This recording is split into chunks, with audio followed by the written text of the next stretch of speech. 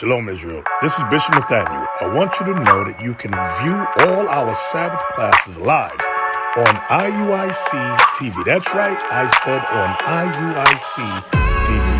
Download the app today. Shalom.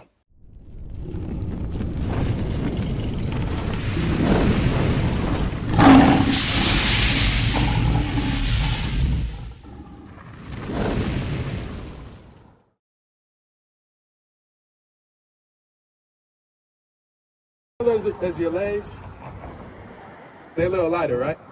But they still brown, right? You ain't got green feet down there? You ain't got blue feet? What about yellow? Nah. So they're the same color as your legs, as your arms, as your face, right? So it said Jesus Christ, he had feet like what? Like unto fine brass. You know what color brass is? You 13. You in band? You play any band instruments? You seen one before though, right? Yeah. What color is a trumpet? A trumpet is like a gold color. It's like a goldish color, right? You seen a penny before? A penny, yeah. What color is a penny? Brown. It's a brown color, right? That's brass. That's brass. A gold brown color, right? Now since his feet were like a gold brown color, we're going to see how gold or how brown that they were. Come on. As if they burned in a furnace. Have you ever burned anything before? No. You never cooked? Your mama cooked something? Yeah. Now have you seen her burn it before? Yeah. What color does it turn when she burns something? Brown?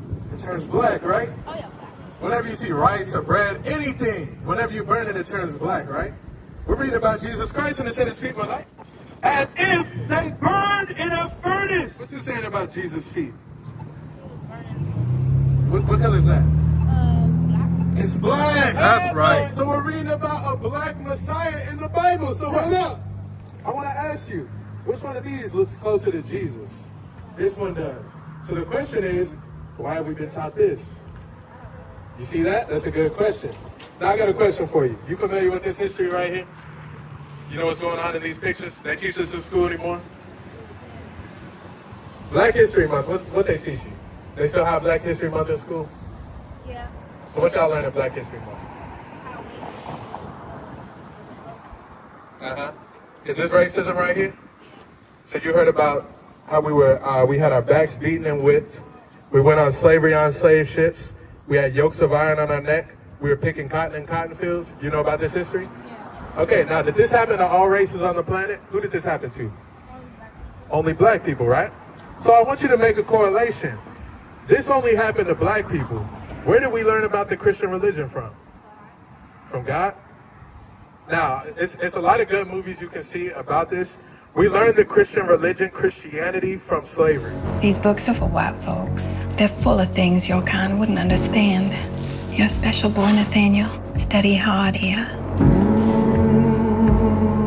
Your slaves sure do know how to behave. Well, they God-fearing. One of them's a preacher. People might pay good money to have them calm down a bit, especially by one of their own. I lead you to Peter 2:18. Submit yourselves to your masters, not only to those who are good and considerate, but also to those who are harsh. When they were teaching us racism, when they were beating our backs, when we were picking cotton in the cotton fields, that's when they had us go to church every Sunday and learn about white Jesus. That's why you thought, whenever you first came up, this was Jesus. Because in the Christian religion, we learned that while we were picking cotton in the cotton fields. And this right here, what religion are you? You go to church? Yeah. You're Baptist, Jehovah's Witness? I get baptized this morning, but I am getting baptized soon. You get baptized soon. Okay, hold up. Now, so you go to a Baptist church. Okay, I want you to see. The Baptist religion, we learned that from John Smith in 1608. What do you notice about John Smith right here? He's white, right? So hold up. Let's put John Smith next to who we thought Jesus looked like.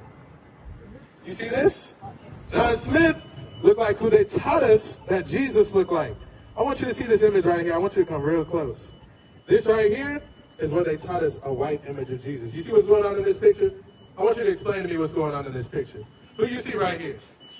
You see Jesus, right? Who you see right here? You think you see Jesus. What's going on in this picture?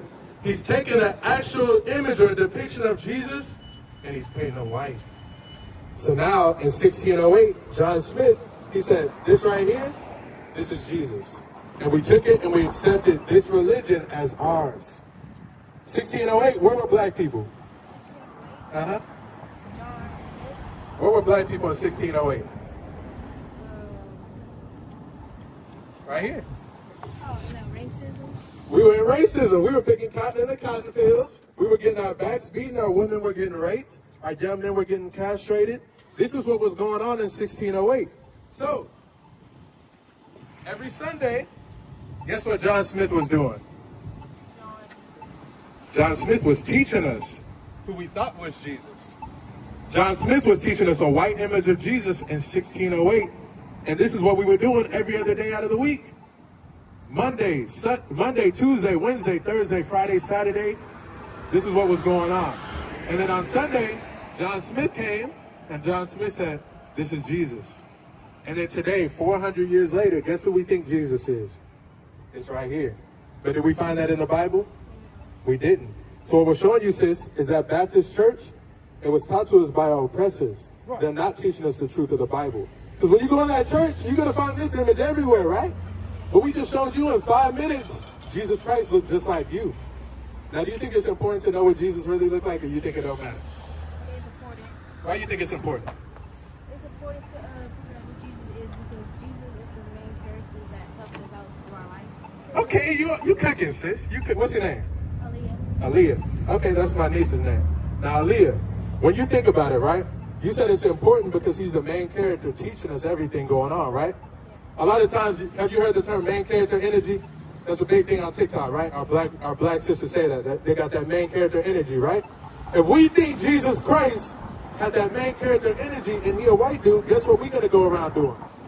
We're going to go around following the ways of our oppressors. I'm going to give you an example, right? You see that Capitol Beauty store right there?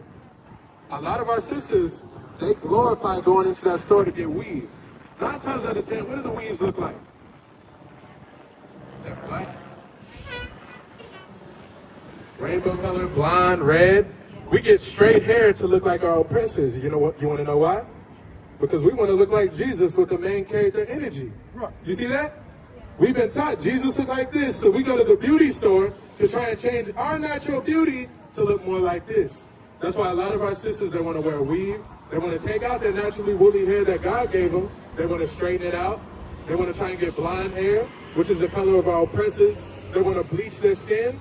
Now, you 13, and I know already you've seen some of this stuff in middle school, right? You're in middle school? You're high school? Okay. You've already seen some of this stuff in middle school, right? The weave, stuff like that. This stuff is because we've been taught by our oppressors what beauty is. Right. Wisdom of Solomon 13:3.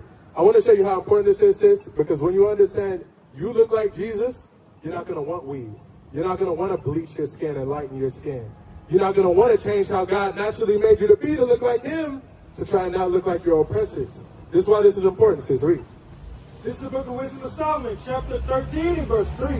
With whose beauty, if they being delighted, took them to be gods. Let them know how much better the Lord of them is. So God says, let them know how much better the Lord of them is, because we served a lot of idol gods. Who is the Lord? This is the Lord, right? Come on, read. For the first author of beauty hath created them. You see that? It says God is the first author of beauty, and he created you, sis. He created the man, the black man, in his image, and from them came the woman. You understand that? In the image of the man. So God made you to be naturally beautiful, meaning you don't have to go to the beauty store and get the weave and get the straight hair to try and change to look like your oppressors. You don't have to do that. God said the woolly hair I gave you is naturally beautiful. You understand that? So God says you don't have to change the way that you look. Now, that's important because you said this is the main character, right? Now you understand that you look just like the main character. Right. And he's only coming to save you. You understand that? Now, when we've been taught this, go to Matthew 15. When we've been taught this, do you think this man's coming to save everybody? What you mean? All right, yeah. You think he's coming to save everybody? Yeah. He loves everybody no matter what color, what race, right? You think so? Yeah. Now, if I was to show you in the Bible something different, you're going to believe what they taught you in church, or you're going to believe the Bible? Okay, you on it, sis, you on it. Read. Matthew chapter 15 verse 24. But he answered and said, I am not sent, but unto the lost sheep of the house of Israel. So this is Jesus talking right now. So who's talking out of these two images? This is Jesus Christ, the black Messiah, talking right now. He said, I'm only sent, but to who? But unto the lost sheep of the house of Israel. Does this sound like everybody to you? It sounds like everybody? Who's it sound like? Hold on. I want you to pay attention. To the lost sheep of who? Unto the lost sheep of the house of Israel. So Jesus said he's only coming to save the lost sheep of the house of Israel. That's not everybody, is it? Right. So the question is, who are the lost sheep of the house of Israel? This is a people. This is a people. So understand, Jesus Christ was an Israelite, right? He was a black man. So that means his people must be what color? Black people. What we're showing you says you come from Jesus Christ's lineage. That's right. I want you to see this sign right here. Where do you see yourself on this sign? Would you be so-called African American, Haitian, Jamaican, black? African American. So where do you see yourself? Right here, right? Judah. These are the 12 tribes of Israel. Right. You come from the tribe of Judah. This is the same tribe that Jesus Christ himself, the greatest man, the main character that ever walked the planet, he came from the same exact tribe you come from. I'm going to show it to you, Hebrews 7. Hebrews chapter 7 and verse 14. For it is evident that our Lord sprang out of Judah. You see that? There's evidence we read that Jesus Christ, he came from the same tribe, the tribe of Judah that you come from. This is important to know. Your lineage comes from the same people as Jesus Christ. Now we read earlier, Jesus Christ only came to save who? There you go. See, now you're paying attention, Aaliyah. Jesus Christ only came to save the lost sheep of the house of Israel. If you see on this sign, that's the African Americans, that's the Jamaicans, that's the Haitians, that's the Puerto Ricans, the Cubans, Dominicans, Guatemalans, American Indians, Seminole Indians, Colombians, Mexicans, and the Argentinians. Jesus Christ didn't come to save everybody, did he? Across the earth, the prophets move. From city streets to distant lands, the message is the same. Israel must rise. Through every quest, every journey, the truth spreads. No border can contain it. No distance can silence it. Our nation lives in every moment. In joy, we celebrate marriages. In sorrow, we honor our dead. On the Sabbath, we gather as one. Families rejoicing together, bound by the commandments of God. Yet are we tried. From the stones in Kenya to the hatred in Montana, we endure as a soldier of the Lord. And still, the mission expands. On the airwaves, on the screens, in every nation under heaven, Israel's voice is heard. We build our communities. We raise our children in royalty. We restore what was broken. We clean what was defiled. We show the world who we are.